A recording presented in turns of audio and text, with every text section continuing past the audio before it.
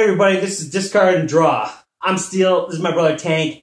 Today we're going to be reviewing Star Realms. It's a great game. Tank here is going to tell you all about it. Well, this game came out on Kickstarter in 2013 and has grown in popularity since then. It is a deck building game with a space theme. And right as of right now, there is 1.5 expansions out. And you can also get this nice deck box to hold the entire set, which also comes with some sleeves for the cards, which will protect them from damage and give you a little bit more length of play with the game. The base game itself is actually also very inexpensive. It is $15 for that. This is also a 2-player game, but you can play with more people if you have more copies of the base game. So that's the game, and let's see what it's like. So this is a 2-player game, and this is going to be your basic setup for the game. Each player is going to start with a deck of 10 cards. 8 of them are these scout ships that give you 1 coin. 2 of them are these Viper ships that give you 1 combat. You're going to take these, shuffle them up to form your starting deck. As I said, this is a deck building game, so your deck is eventually going to get much bigger than this. So you shuffle these up. Each player starts with 50, in the game it's called Authority. It's basically your life points. And they actually give you these nice handy double-sided cards to keep track of that if you want. Or you can use pen and paper or tokens or whatever you want.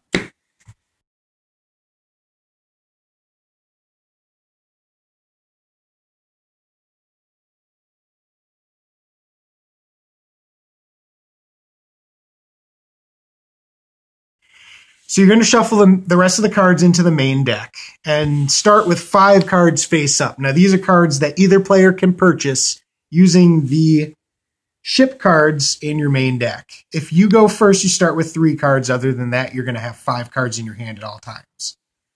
Now when you play these cards on your turn, you can play as many cards as you want in whatever order you want from your hand. Each of the cards that have a little money icon are going to give you that much money. You use that money to buy the various cards, and the cost of the cards is up in the corner here. There's 2 types of cards in this game. There's ships, which is all you start with, but there's also bases that you can buy later on. And these are sideways versus the vertical alignment of the ships. Now the bases are cool in that most of the time when you play a ship card, you use its effect that turn, it gets discarded. A base, on the other hand, when it is played, stays out until it's either destroyed or removed in some other fashion. Now, the bases that have, right here, if you can see, it says Outpost above this right here, and the shield is black. Now, the Outpost bases are bases that basically block your opponent's attacks. They have to basically amass a number of combat points equal to the base's defense to destroy it in 1 turn. Damage doesn't carry over. The bases with the silver shield, and it doesn't even say anything above it, they don't have to be destroyed for your opponent to attack you. But they can still attack the base if they want to get rid of it, just to get it out. Because each turn, it's going to do whatever it says in the top part there. So they may want to, say, get rid of a base that's giving you combat every single turn. So they may attack that instead of you. So in addition to the 5 starting cards, you also have access to these Explorer cards here. Now these are always going to be available as long as there's some left. There's, I believe, 10 in here, and these you can also buy at any time. As you can see, they only cost 2, and they give you 2 coins, and possibly some combat as well. I'll get into that in a minute. But these are always going to be available as long as there's some left, and you can always buy those if you don't want anything in the main tableau. Now, your starting cards, as well as the Explorers, are going to be pretty much just blank ships. They have no faction affiliation. The other cards, on the other hand, that you're going to be buying, each have a faction. There's 4 factions in the game. The blue ones here with this little symbol here, with this blue symbol here, are part of the Trade Federation. There's also the Star Empire, which is the yellow ones with this little star symbol here. The third one is the Blob, which has this little infinity symbol here.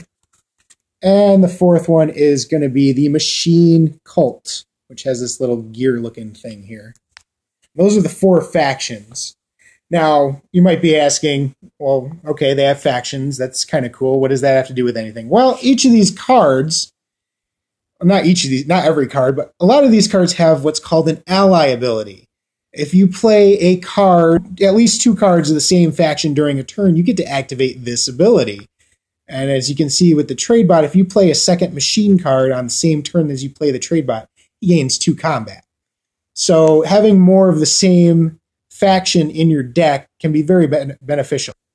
Now, when you buy a card, it is going to be put into your discard pile to start with, and then once your draw pile runs out, you're going to reshuffle it into the deck and form a new draw pile.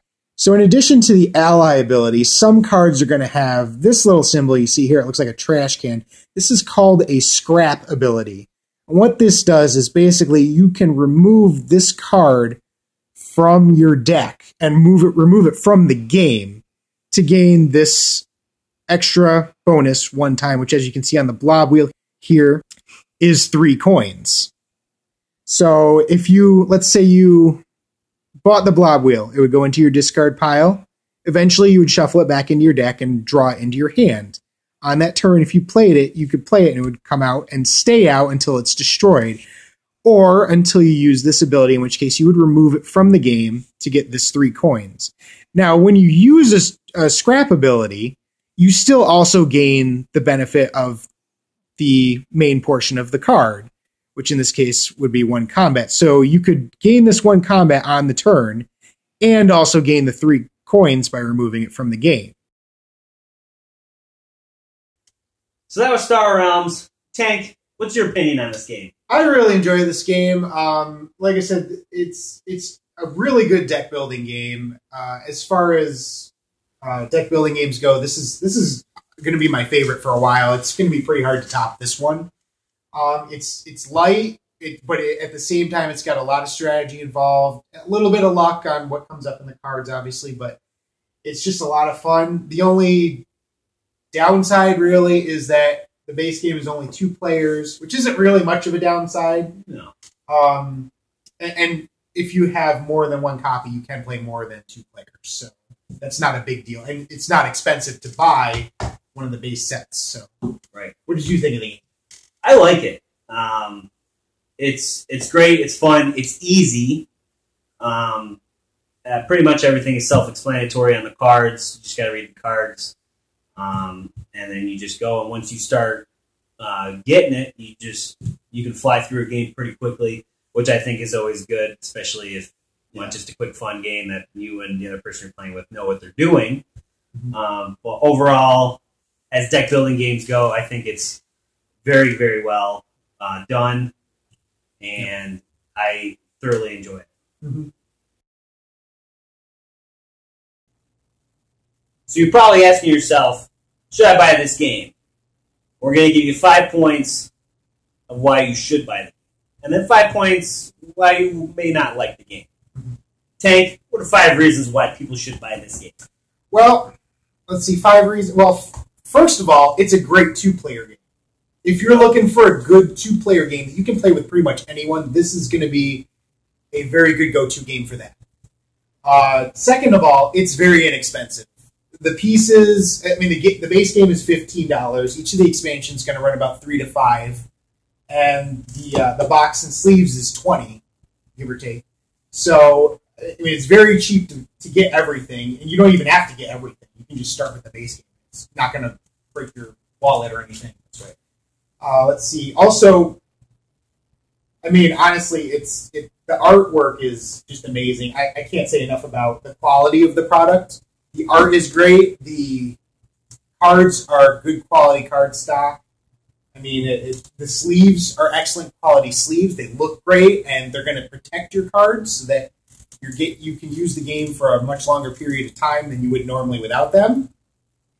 So that, I mean, it's very, I mean, and like I said, this was a Kickstarter game, and they more than met their goals. So they put a lot of money into making sure it was a high quality product.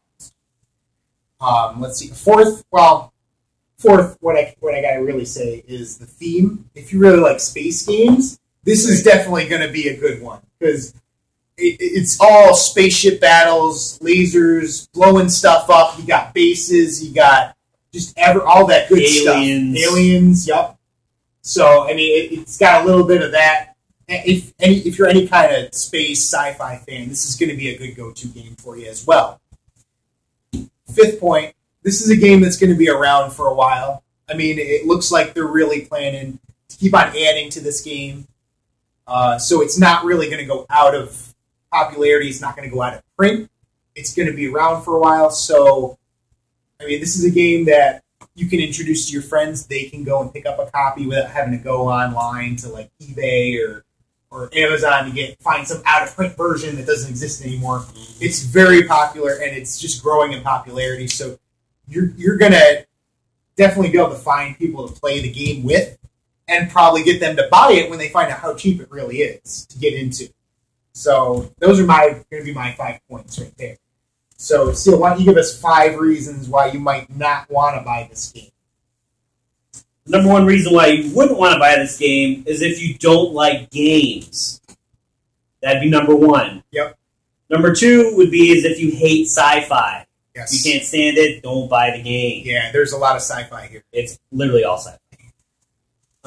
Number 3 would be is if you don't have another person to play with. Yes. If you're bummed or you live alone, you need someone else to play with. But remember, in the expansion, there is a solo option. So even that, you'd have to spend more to get the expansion. But yeah, I mean, you'd have to ask someone for $15, and more. But you get there. Yep.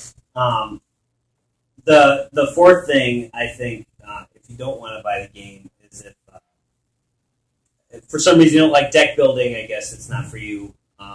If you like having a board in front of you, okay, if that's your thing, then that's fine. Mm-hmm. Yep. And the 5th reason would be if you're dead. Because I don't see any reason why anybody else would not want to buy this game. It's just a great game.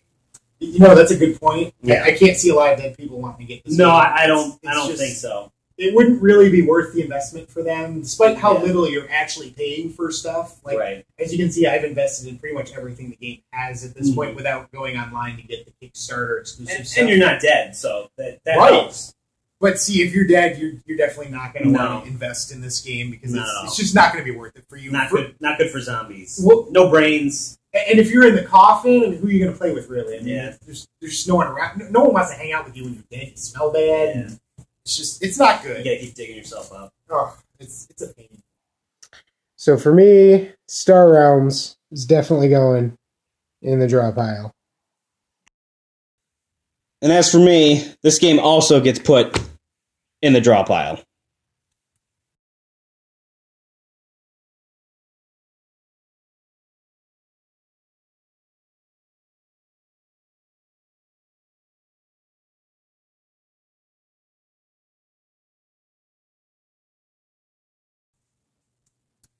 So that was Star Realms, guys, for Discard and Draw. I'm Tank. And I'm Steele. If you want us to review any games, leave them in the comments section below. And we'll see you next time on Discard and Draw. Yeah.